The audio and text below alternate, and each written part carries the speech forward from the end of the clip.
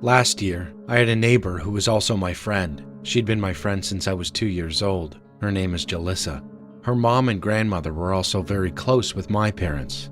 Of course, my parents sometimes said they were jealous and even a bit racist, but despite that, we used to go to places together and even take trips as families. It all started in May of last year.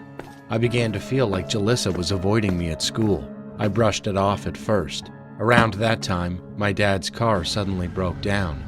He called a mechanic who lived nearby, and although the repair took a whole week, the car still wasn't fixed. Then, a second car broke down too. Since my dad couldn't work, things became really difficult for us. That's when the neighbor next door offered to take my dad's car to his garage and fix it.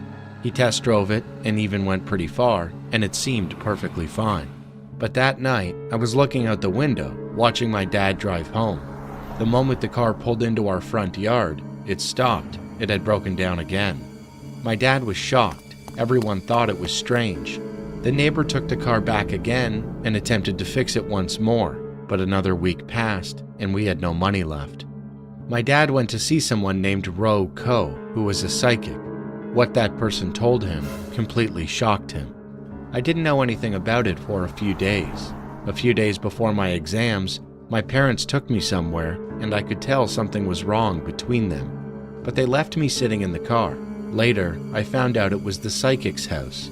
Through the window, I saw a red candle and flowers placed on a desk inside.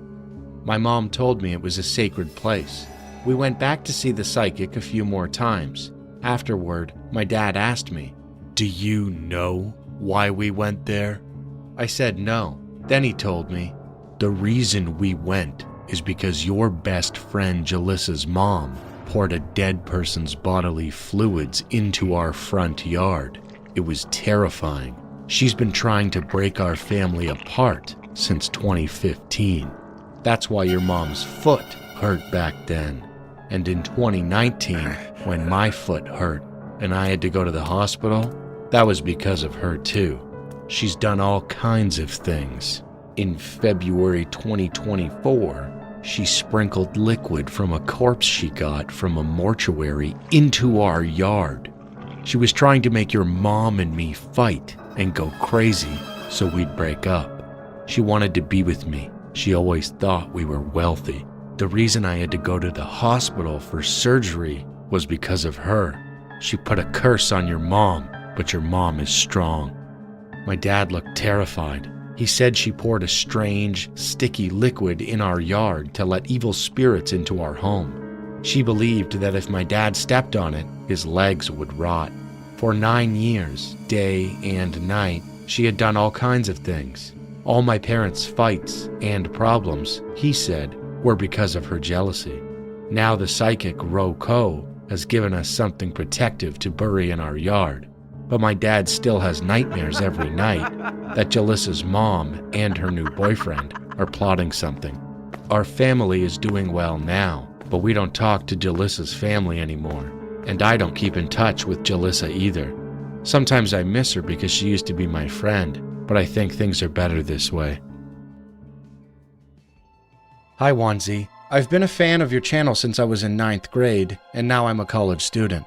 I wanted to share a really mysterious experience I had.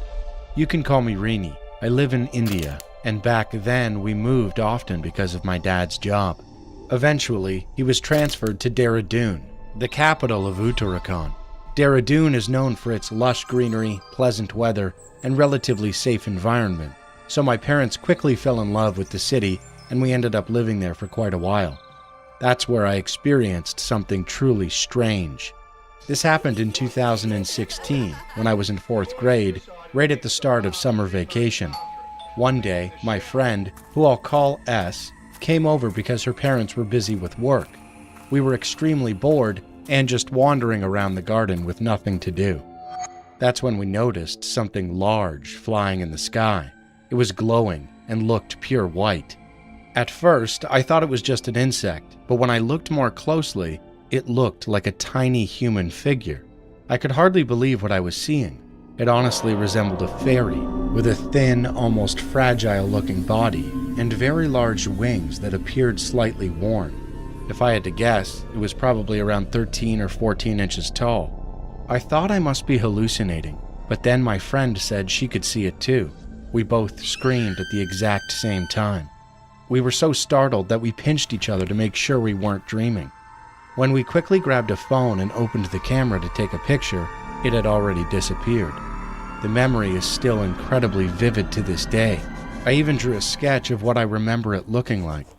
To this day, we still have no idea what it was. There's a story that still haunts me to this day. My name is Brian, and I'm from Sarawak, Malaysia. This happened exactly 10 years ago when I was still in college. The three of us, me, Hafiz from Johor, and Mustaqim from Kuala Lumpur, went on a short trip to Penang during our mid-semester break.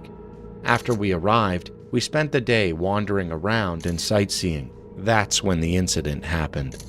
That night, the three of us were walking back to a Rama Villa apartment we had rented for our vacation, smoking as we went. Near the stadium, there's a famous spot called the Pasar Road Walk in Lowak. On the way to the apartment, there's a small bridge called the P. Ramlee Bridge. As we were walking and about to pass that bridge, we suddenly heard branches rustling above us. As we got closer, we could see it more clearly. It looked like some kind of monkey, but its body was pitch black, its eyes were red, and it had 4 arms and 2 legs. It was eating something. Then it dropped whatever it was holding and suddenly stared straight at us before chasing us. We ran as fast as we could. Somehow, all 3 of us managed to escape, and after that night, we never passed through that area again after dark. But that wasn't the end of it. The next day, when we were leaving the apartment to head to campus, we saw the creature run away after dropping a dead cat onto the hood of my friend's car. We were completely shocked. What was it? How did it know which car belonged to us? And where had we parked? It was as if it could smell us. The 3 of us agreed to keep what happened a secret between us because there was no way to explain what that creature was. During my senior year of high school, there was this kid. Let's call him Jonathan. He was in 11th grade, and people had this strange nickname for him. The freshman killer. If you knew, you knew. It unsettled me to say the least. I found out about it because one of my friends, let's call him Kay, was in the same grade as Jonathan and lived on the same block as me. I wasn't friends with Jonathan though. Every morning, Kay and I would take the same bus and Jonathan would always dap us up. But there was something off about him. He had this creepy, unnerving look in his eyes. Not wanting to seem rude, I reluctantly returned the dap, masking the discomfort I felt. During lunch, I often sat with Kay's brother, Josh. Jonathan would always gravitate to our table, uninvited. We joked about it, calling him the freshman killer to his face, half laughing at how strange and inappropriate he seemed. Sometimes, we would tell him straight up that his behavior was weird. Eventually, Jonathan made this off-putting comment. "I don't hit on freshmen anymore, only sophomores and up." Like that somehow made it better. Josh and I were disgusted, exchanging glances filled with repulsion. Time went on, and I convinced Kay and Josh to distance themselves from Jonathan. We gradually stopped talking to him, but it didn't stop Jonathan from lingering. He started showing up in my 7th period class, even though he wasn't enrolled in it. Other students said the same. He'd be seen in random classes, just sitting there. It was during this time that his name began circulating on the school's confession page. Accusations of him being a creep, a predator, worse, were posted for all to see. I was thoroughly repulsed by then, but something held me back from completely cutting ties. One thing about Jonathan always stood out, the guitar case he carried around. He claimed it was for band class, but something about it unsettled me. One day, in what I thought was a lighthearted joke, I blurted out, "He's got a gun!" mimicking a meme. Jonathan's face darkened. "Shut the hell up, dude," he muttered. I followed it up by joking, "Imagine if you actually had something in there." He didn't seem pleased, but we all laughed it off, thinking nothing more of it. I never imagined what the joke could become. Another time, I saw him with the guitar again and told him he should play something. He almost did, but before he could, the teacher called us to class. After that, I stopped talking to him altogether, and eventually, I graduated and left all that behind. Fast forward 4 months after graduation, and I saw a meme one of my friends posted. "Stay away from Jonathan Diddy Wells," it read. I chuckled, remembering how weird he'd been. Out of curiosity, I texted a friend who still attended the school. "Yo, do you know a guy named Jonathan Wells? People used to call him the freshman killer, right?" His response made my blood run cold. "Yeah, I know Jonathan. He's the one who threatened the school." I stared at my screen in disbelief. Then came the next message. He had a gun in his guitar bag. The weight of what he said sank in. My stomach churned. I had joked about that very thing. I had laughed it off, never once imagining it could be real. I couldn't help but replay that moment in my mind. The teacher stopping us before Jonathan took out the guitar. What if that teacher hadn't? What if Jonathan had unzipped that case? That thought still haunts me to this day. Knowing I might have helped brush off something so dangerous, something that could have turned into a nightmare, terrifies me in a way I will never forget. There was a park in my neighborhood that I used to go to pretty often. I've never really liked crowded places, and this park was usually almost empty, which made it perfect for walking alone and clearing my head. About 3 years ago, I went there for a walk late one night, probably around 11 or midnight. As I approached the entrance, I noticed 2 men standing there, staring at me. Something about the situation immediately felt off. That park was usually pretty empty, especially at night. If anyone was there, it was usually couples or people walking their dogs. So seeing 2 grown men just standing around doing nothing felt strange. Anyway, I started walking. The trail led past a small hill that connected to what was basically a wooded area, almost like a small mountain. At night, nobody really walked up there, and most of the lights were turned off, so it got pretty dark and honestly, kind of scary. Normally, I'd just walk around the outer paths and head back, but that night, I felt like walking a little farther in. As I was walking, I suddenly heard rustling coming from the woods. It startled me, and I looked over.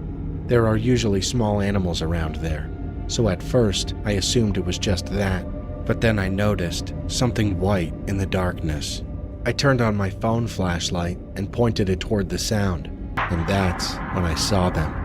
Several men were staring directly at me. Their heads were almost level with the ground, like they were lying flat or crouched down. I instantly got chills. I pretended like I hadn't seen anything and just kept walking past them. But as I continued walking, something started bothering me. For a split second, I thought I'd seen someone's bare foot between their faces. It happened so fast that I convinced myself I must have imagined it. I felt a strong urge to turn around, but I didn't, because I had this overwhelming feeling that if I looked back at them, something bad would happen. The only sound I could hear was my own footsteps. It was completely silent. No insects, no wind, nothing.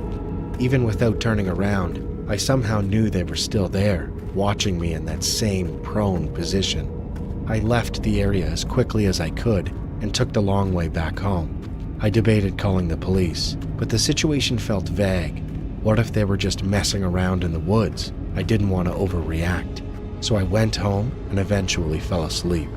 That night, I had a dream.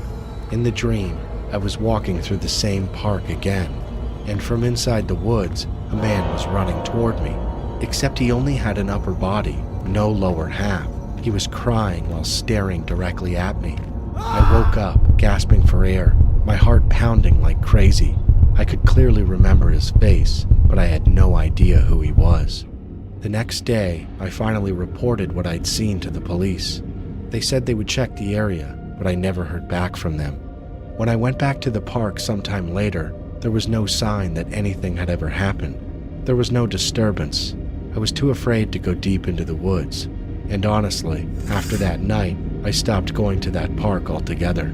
It's still a mystery to me what happened there that day.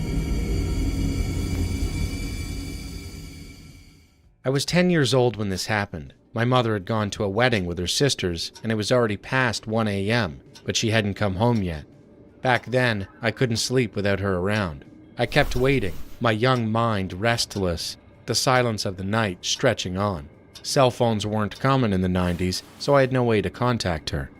Unable to stay inside any longer, I stepped out into the gallery of our house. A tall fence enclosed it, with bars running along the upper section. I dragged a chair over, climbing onto it so I could peer over the gate, hoping to catch sight of my mother returning. The street outside was eerily quiet, completely swallowed by the night. Minutes passed, nothing. Then, out of nowhere, my father appeared behind me. His sudden presence startled me. "Go to bed," he said. "I'll wait," I replied stubbornly. He sighed and said, "Fine, I'll wait with you." Just then, the front gate creaked open. My breath hitched, but there was no one there. The air felt thick, oppressive. My father and I stood frozen, staring, and then a figure stepped forward, a masked man. He moved with a strange calm, his presence almost unnatural. A firearm glinted in his hand, and then he fired multiple shots at someone behind him. The gunshots shattered the stillness of the night, echoing down the empty street. My father and I couldn't move, couldn't breathe. We weren't just witnessing something horrific, we were a part of it now. Then, as if sensing us, the masked man slowly turned his head and looked right at us. A wave of terror unlike anything I had ever felt gripped me. He had seen us, we had seen him, and he knew it. Without hesitation, he raised his gun and fired in our direction. Time slowed. My mind went blank. I felt like my life was flashing before my eyes. Before I could even react, my father grabbed me, yanked me off the chair, and rushed me inside. The door slammed shut behind us. My heart was pounding so hard I thought it might burst out of my chest. We immediately called the police. My mother arrived 30 minutes later, and soon after, the authorities followed. They searched the area, questioned people, but they found nothing. No masked man, no body, no signs of gunfire, nothing. It was as if he had never been there, but I know what I saw. My father saw it too. Who was the masked man? Who, or what, was he shooting at? I still don't know, and maybe I never want to. Hello, my name is Amelia, and I'm 17 years old now. This happened when me and my best friend Flora were 13.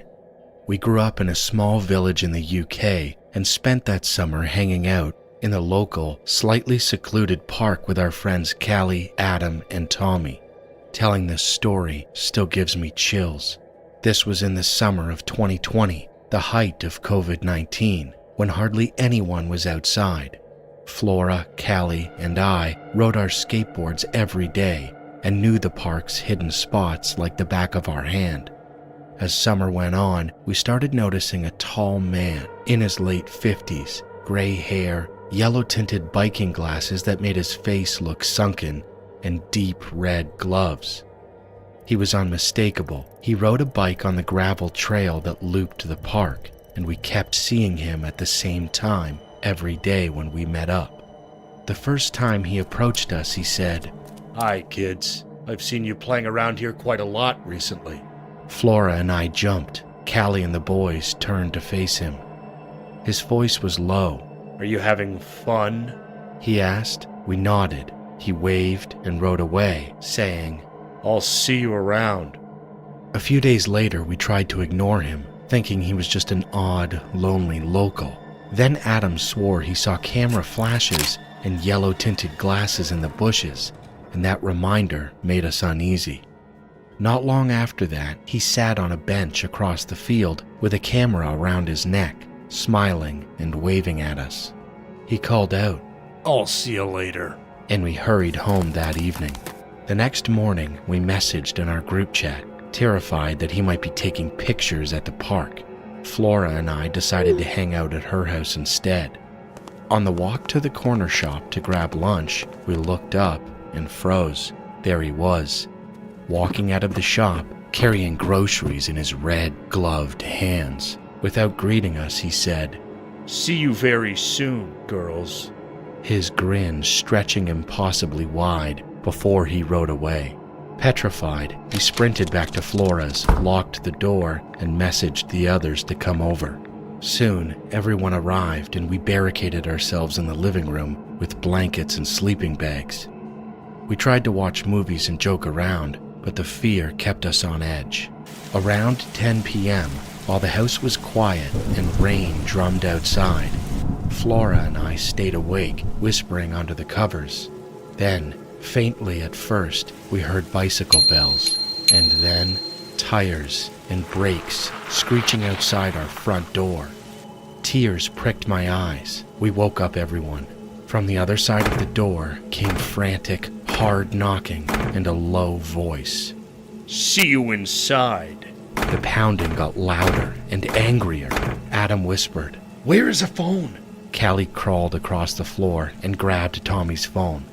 Tommy dialed. We heard every knock like it was trying to break the wood. We all clung together, crying as the knocking continued and then suddenly stopped. Police arrived not long after. We opened the door and let them in. They asked questions and searched the village that night, but there was no trace of him.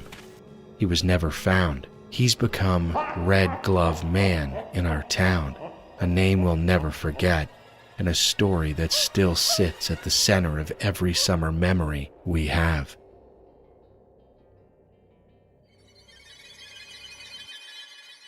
Hi, I wanted to share something that happened to me many years ago, something I've never really forgotten. I'm from Ecuador, and when I was in high school, my family and I lived in a small apartment building. There were only 4 apartments, and everyone kind of knew each other.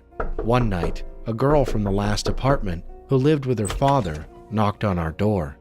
She had run away because her father had gotten violent during an argument. My parents let her stay the night. That evening, while my dad was asleep, she sat with my mom and sister in the living room. They were trying to comfort her, but then she said something that made the air grow cold. She told them that a few nights earlier, she had seen someone, or something, in the neighboring apartment. A man, she called it. But this man was completely black, like a shadow made of darkness itself. No face, no features, just a solid black shape standing still, watching. We tried to brush it off as stress or imagination, but deep down, something didn't feel right. A few nights later, my twin brother and I were in bed. We shared a room, even the same bed, and we were lying back to back. I started breathing loudly to annoy him, just a dumb habit, but he quickly hit me with his elbow and said, "Stop it, let me sleep." I smirked, pretending innocence, but then we both heard it, heavy breathing. It wasn't mine, and it definitely wasn't his. He hit me again, harder this time. I said stop it. But I whispered back, "It's not me." And then we froze. The breathing didn't stop. It was slow, deep, and right behind us, as if someone was standing next to our bed, leaning down over us in the darkness. We didn't move. We didn't speak. The only thing we could do was pull the blankets over our heads and call out for our mom. She rushed in, turned on the lights, but of course, no one was there. We told her everything, and even though she tried to calm us down, I could see it in her face. She believed us, because maybe, just maybe, the thing the girl saw that night was real. This happened about 11 or 12 years ago. I was a college student working as a cook at a bar and restaurant, so I was probably between 20 and 22 years old. Typically, once we closed for the night, my coworker and I would hang out and talk for a while at the kitchen entrance of the building. One night, I was driving back to my parents' house, where I was living while in school. I remember it was slightly chilly and somewhat foggy. It's usually about a 15-minute drive. It was after 3 a.m., and it had been a long shift, so about 3 to 5 coworkers and I hung out for a while after work before heading out. I was in the last 3 minutes of my drive. I had to turn right, go over a bridge, and my street was the second one down. When I was about halfway across the bridge, I saw something in the distance. I couldn't make it out just yet, but I figured it was some sort of animal crossing the road. Once I got over the bridge, my eyes couldn't look away from what I was seeing. It was a deer crossing the road, but only the upper half of its body was there, dragging itself across the pavement with no lower half at all. Deer are pretty common in my area, and where I lived, there were still some wooded areas left after new houses were built. This was a main road, and semi-trucks do occasionally pass through, though it's a bit out of the way from the nearest highway exits. The deer had been cut clean in half, its lower half was gone, and it dragged itself off the road before it eventually met its end. I moved too quickly to possibly hit it and put it out of its misery, and honestly, the deer was very big. I'm 6'3" and about 250 pounds at the time, and it was still a large animal. The next day, I went on a run before getting ready for work. I wanted to check the area near the bridge to see if the deer had made it to the field nearby. But when I got there, there was nothing. No blood on the road, no other half, not even a trace of the deer. This isn't necessarily a scary horror story, but it was one of the most graphic and unsettling things I've ever come across. Whenever someone brings up creepy or disturbing experiences, this is always the story I tell.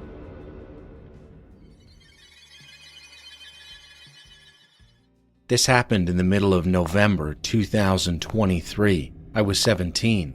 It was just after a snowstorm. The streets were silent, covered in fresh snow, and the sky hung low with gray clouds. Me, Julian, Dylan, Logan, Josiah, Bobby, carrying a literal axe like it was Skyrim, and Carlos, we were just out walking around town, doing dumb shit, like usual. We had just been at school and got chased off by security. Hearts still racing, we stumbled onto a snow-covered trail that none of us had ever really noticed before. No footprints, no tire tracks, just an untouched path leading toward the ocean, lined with tall, bare trees. It felt like something out of a movie, so we followed it.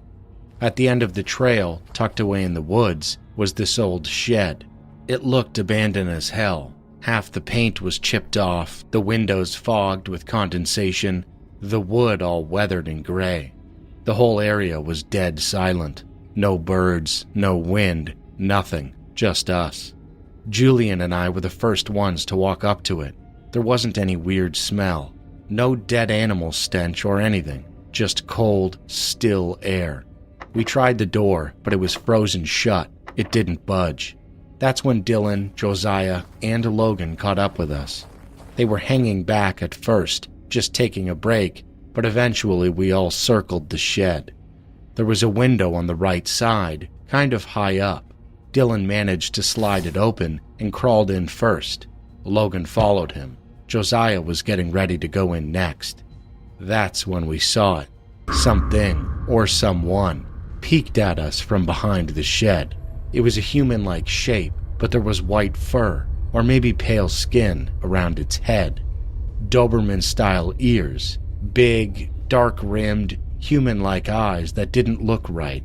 They didn't reflect light like animal eyes usually do. They just watched. Julian froze. Then he blurted, "Shit! A dog! A dog! A dog!" I saw it too, but it wasn't a dog. It had the wrong shape. Too tall, too upright, too aware. Josiah didn't wait. He turned and sprinted like his soul left his body. Logan hadn't seen it yet, but seeing our reaction was enough. He jumped out the window, landed on his stomach with a thud, and I'll never forget the words he shouted as he hit the ground. "Dude, that ain't no dog!" Then he was gone, took off straight into the trees. Dylan was halfway out the window at that point, struggling, legs flailing. He looked out, caught a glimpse, and just yelled, "What the hell?" He gave up trying to squeeze out, turned back inside, and kicked the door down from the inside. The door flew open and he ran like his life depended on it, probably because it did. Me and Julian ran too, but we were laughing. That's how we deal with scary stuff. We laugh. But then Julian slipped on a patch of ice and face-planted into the snow. He laughed for a second, but when he looked back at the shed, his face changed, stone-cold serious. He got up and bolted past me, Carlos, and Bobby. who were standing near the trail entrance. We regrouped and took the trail back to the bridge. There was a tunnel under where we sometimes hung out. We were catching our breath, trying to figure out what had just happened. Julian couldn't even talk. He was pale and shaking.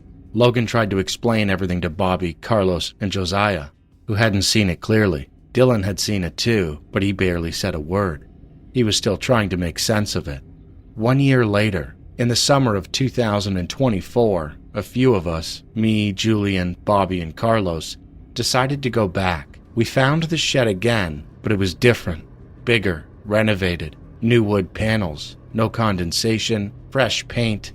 The old creepy energy was gone, replaced by something colder, emptier, but deeper. We didn't stick around long. I'm 19 now. Time moves on. Life keeps going. But that night still sticks with us. Julian doesn't talk about it much. Dylan never did. Logan makes jokes about it, but he remembers too. We all do. And the one thing that still plays in my head when I think back to that moment, the image of that thing peeking out and Logan's voice echoing in my mind. Dude, that ain't no dog.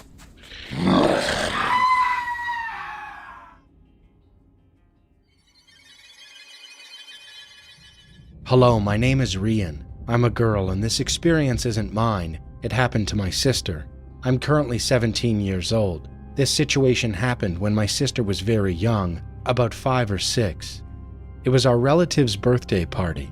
At that time, I wasn't born yet. My sister and I have a 5-year age gap. While people were enjoying the party, casually eating and celebrating my relative's birthday, my sister approached my dad and said, "Dad, who was that green figure in the house?" My dad was confused and asked what figure she meant. She told him, "It's a guy. He looks green and his body has muscles, but he doesn't have a head." Everyone who heard it was suddenly terrified. How could a young girl say something like that? My dad is a very religious person, someone who believes he has a deep relationship with God. Because of that, he stayed calm. He believed my sister and asked her to point where the figure was. My sister pointed toward the top of the stairs. My dad gently told her it was nothing so she wouldn't be scared, since she was far too young to see something like that. Then he tried to distract her and let her go back to enjoying the party. While my sister was telling me this story, she explained that the house had been built in the 1980s, so it was already pretty old. She also said the house always felt dark and creepy. Even when the lights were on, it somehow still felt dark, like the place carried an uncomfortable feeling that never went away. She told me she would never forget what she saw that night because she still remembers it exactly the same way. This happened when my father moved from quarter number 3 to quarter number 5. The 5th building was located right beside a huge park. It was a large park where children had stopped playing, or if they did play, it was only in the far corner. Most people avoided the park, and even the tall, stout watchmen who roamed the quarters at night were afraid to go near it. One night, at around 2 in the morning, my dad woke up and saw my grandmother standing by the window watching something outside. He tried to ask her what was happening because he could tell something wasn't right.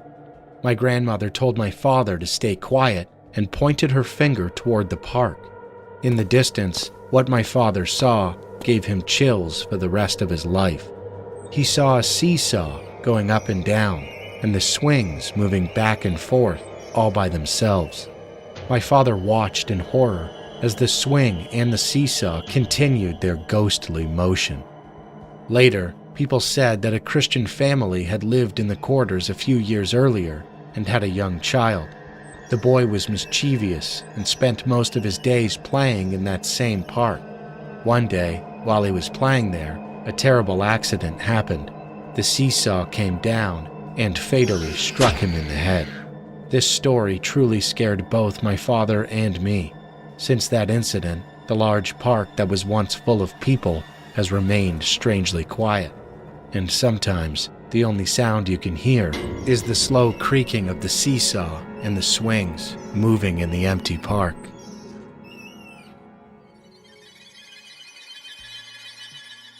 I'd like to share a scary story that my aunt told me about my grandma.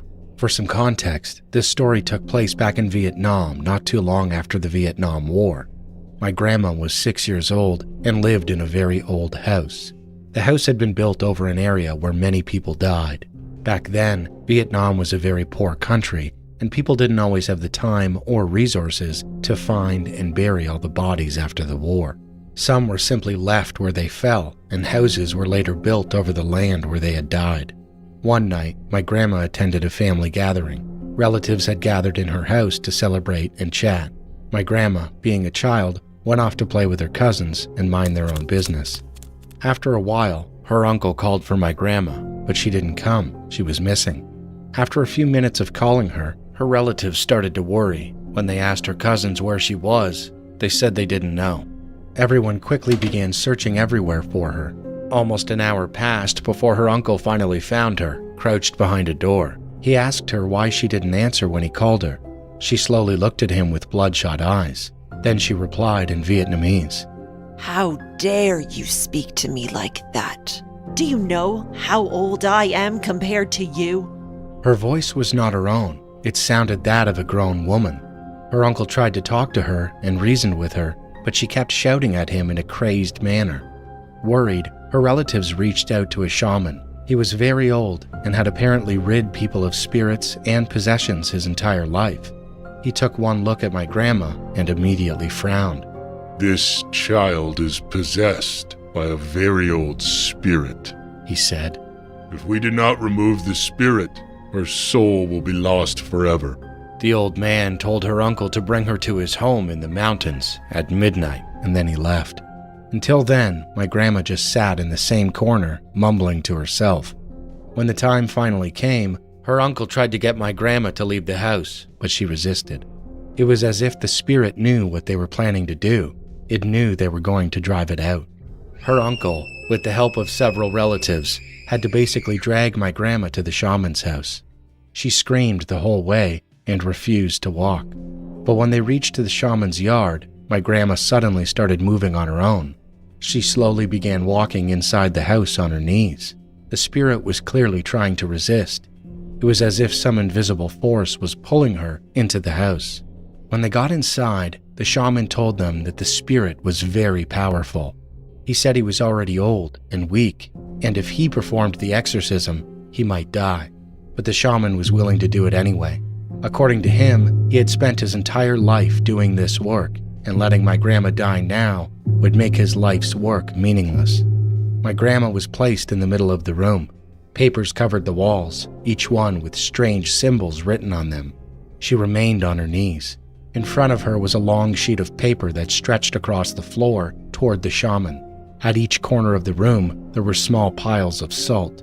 The old man told the spirit to leave my grandma's body, then began mumbling words that no one understood. Suddenly, the papers on the wall caught fire and started burning. The salt in the corners of the room turned black. My grandma began moving forward on her knees, slowly approaching the shaman. The long paper in front of her started burning as she moved. When she finally reached him and the last paper burned away, she suddenly collapsed and fell unconscious.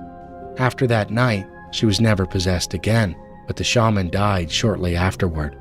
My grandma says she doesn't remember anything that happened that night, but all of her relatives insist that it's true, and they say they witnessed everything themselves.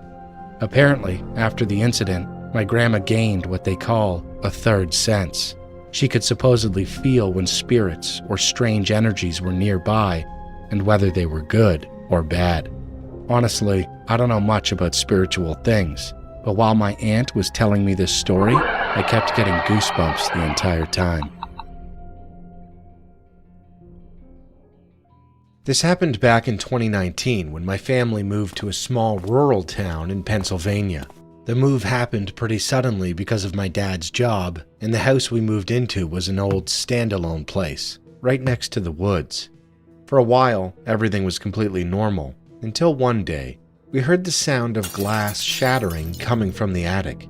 We all froze and gathered underneath the attic entrance. My dad grabbed a baseball bat and slowly climbed up to check it out. We searched the entire attic, but couldn't find anything unusual. The only thing wrong was the broken window. There were no signs of forced entry, no footprints, nothing.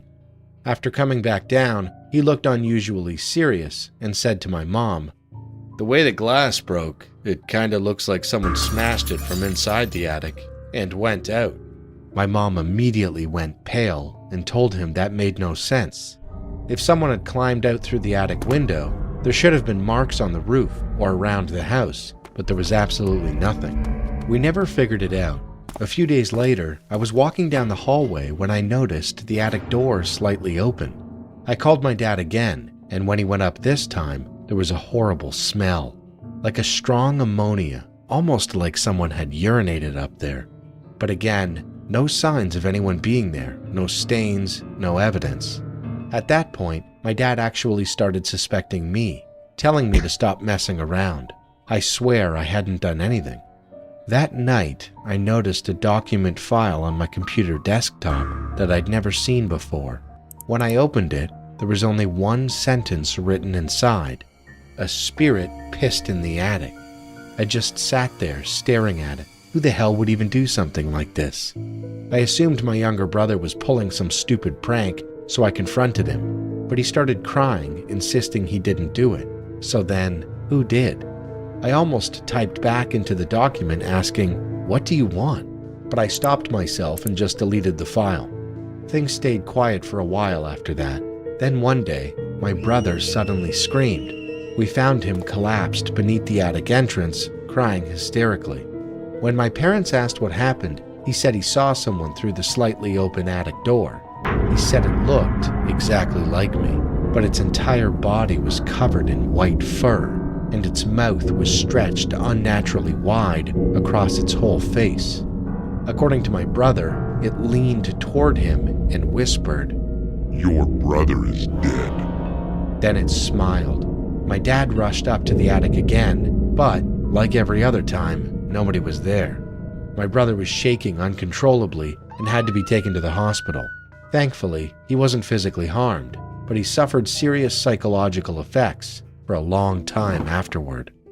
After that, my dad permanently sealed the attic shut and locked it. Nothing major happened again after that.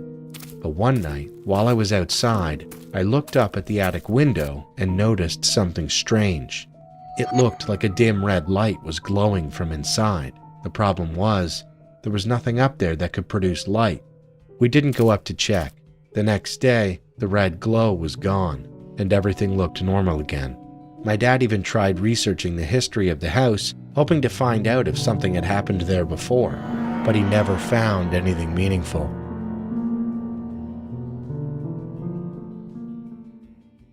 This story takes place in the fall of 2022.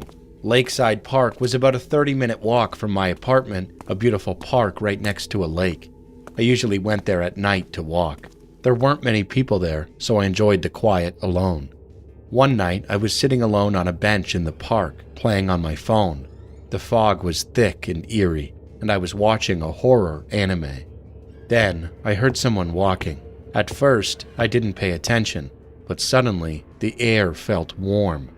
I raised my head and looked at him, but I was a little surprised. There was something strange about his face. His eyes were very large, but the whites were very dark. His pupils were very small, and smoke was coming out of his pointed nostrils. At first, I thought it was cigarette smoke, but what struck me even stranger was that I'd seen his face somewhere before, but I couldn't quite remember who it was. For a moment, I wondered if I'd seen him in a movie before. I wondered if he was an actor from a horror film. I couldn't say anything, just staring at him. He slowly approached me, then stopped and stared intently. Smoke was still coming out of his nose, but it wasn't cigarette smoke. It was a thick gray. There was fog all around, but fog couldn't possibly be that gray. He just stared at me, and uncomfortable silence fell. Finally, he spoke. Doesn't my face look familiar? I answered, "Yes." And the moment I heard his voice, I felt a strange chill run down my spine. There was no reason. It was as if my nervous system instinctively sensed danger. And then he said, It's a very nice day today. Peaceful, quiet. No one else around. and smiled. I didn't know what to say, so I just smiled awkwardly. Then he said, You still don't know who I am, but you will. You always do. He said that, then smiled and continued to stare at me. Looking into his eyes, an inexplicable sense of discomfort and anxiety welled up inside me. I looked around and it seemed like the man and I were alone in the thick fog. There was no one around. I suddenly became incredibly scared and started running. He yelled at me to stop, but I ran without looking back. The fog was so thick I couldn't see, but I kept running. At some point, I left the park, and when I looked back, he was gone. On my way home, I struggled for a long time to remember who he was, but I couldn't remember at all. Finally, when I got home, I felt a sense of relief. So I took a warm shower, and then, all of a sudden, a memory flashed through me like a bolt of lightning. He was a man who'd occasionally appeared in my dreams since I was little, and not just any dreams, but truly horrific dreams. He did some things to me in those dreams. One time he stabbed me with something like a huge skewer and then roasted me over a huge bonfire. It was like a barbecue. The bonfire was so big it felt like a small mountain. And one day he put me in a huge vat of boiling water, and underneath the vat, it felt like I could touch other people's hands or feet. I still remember vividly how real those feelings and the hot pain were. Every time that happened, I'd wake up screaming, run to my mom, and tell her about the dream. Then she'd come over with a Bible and pray for me. And another thing I remember is that in my dream, he had a tail. A very long, pointy tail. But when I saw him in the park that day, he didn't have a tail. The moment I remembered, I suddenly felt incredibly dizzy and collapsed on the floor. The next day, I went to a psychiatrist. The doctor listened to my story in silence and prescribed medication to reduce my anxiety. After that, I slowly regained my composure, and thankfully, the man hasn't appeared in front of me again. He hasn't appeared in my dreams either. But I'm afraid of when he'll show up again. But what scares me more than all the endless questions that keep popping up in my head? Who is he? And what does he want from me? Eventually, I came to a conclusion. He had come that day to take me to hell, because the lake was covered in thick fog that day, so much so that I couldn't even tell where I was standing. It felt like I wasn't even in this world. If I hadn't run away then, I think I would have vanished into that fog forever.